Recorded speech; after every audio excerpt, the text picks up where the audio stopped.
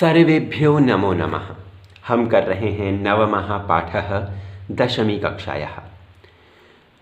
इस पाठ का शीर्षक है सूक्तयः। पंचमः श्लोकः अस्माकं समक्षे अस्ति। आइए अध्ययन करते हैं इसका। यत् प्रोक्तं येन केनापि तस्य तत्त्वार्थनिर्णयः कर्तुं शक्यो भवेद्येन सह विवेक इति रीतः। अध्ययन करते हैं।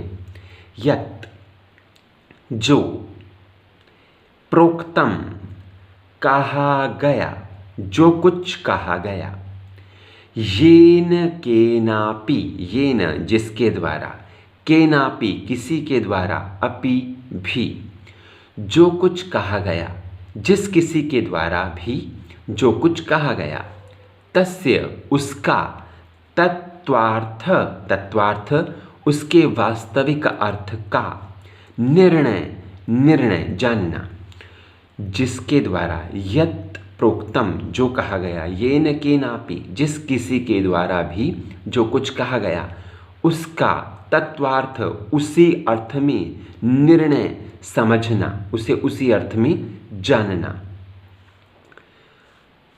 कर्तुम करने के लिए, शक्यः समर्थ है, भवेत हो, भवेत हो करने के लिए समर्थ हो। देखो, जो जिसके द्वारा कहा गया उसे उसी अर्थ में समझने के लिए जो सक्षम हो, उसे उसी अर्थ में समझने के लिए जो सक्षम हो। ये न जिसके द्वारा उसे उसी अर्थ में समझा जाए। सह वह, विवेकः विवेक, विवेक अर्थात, विवेक का अर्थ होता है समझ बूझ। देखो, विवेक को मैं एक सामान्य यदि शब्दावली में बताऊं तो एक्सपीरियंस प्लस नॉलेज, उसे विवेक कहते हैं।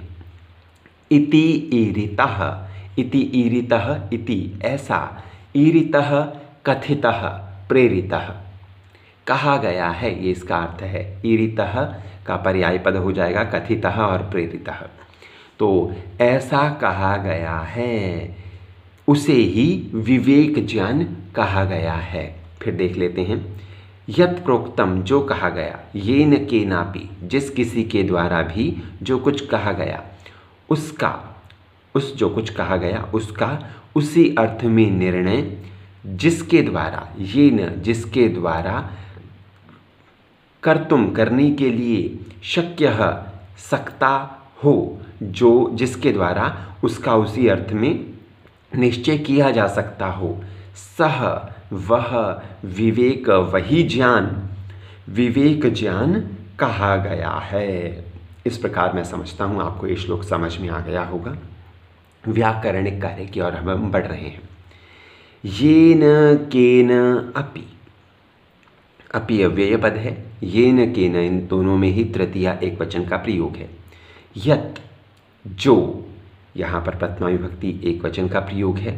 प्रोक्तम, प्रोक्तम कहा गया, प्रोक्तम ये क्रियापद है। प्रोक्तम क्रियापद जो है उसका कर्ता पद हो जाएगा येन केन। यहाँ पर बता दूं आपको, कर्मवाच्य है, कर्ता येन केन। यत् कर्म, प्रोक्तम क्रिया, तो प्रोक्तम क्रिया, यत् कर्म और येन केन कर्ता पद है।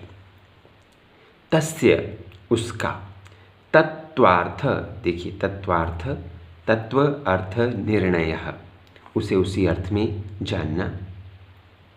तत्त्वार्थ, इसका यदि मैं पर्याय पद कहूँ तो वास्तविकः अर्थः। देखिए, वास्तविकः अर्थः तत्त्वार्थ।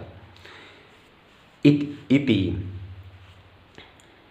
येन, येन फिर से, जिसके द्वारा, कर्तुम में तुमुन प्रत्यय है, क्री धातु तुमुन प्रत्यय, शक्यः, शक्यः यहाँ सामान्य है, भवेत हो, जिसके द्वारा उसका निर्णय किया जा सकता हो।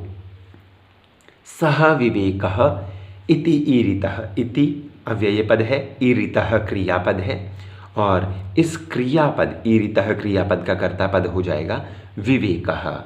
विवेकः का विशेषण हो जाएगा सह, सह विशेषण विवेकः विशेष्य पद हो जाएगा।